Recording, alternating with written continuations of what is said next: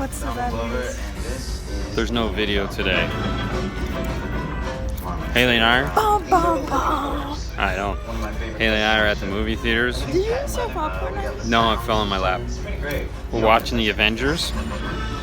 We've seen every Avengers since they've come out. Iron Man's. Haven't seen Thor or Captain America. I have.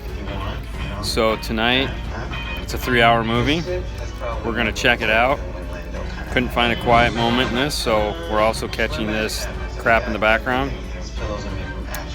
This better be a good movie. It better be a good movie, but we'll know as soon as it's over because we're gonna have Haley's review of the movie.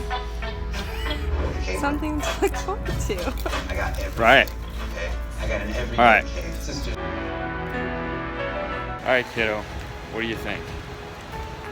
I want to see this. That's gonna be cool. Alright, so what did you think now?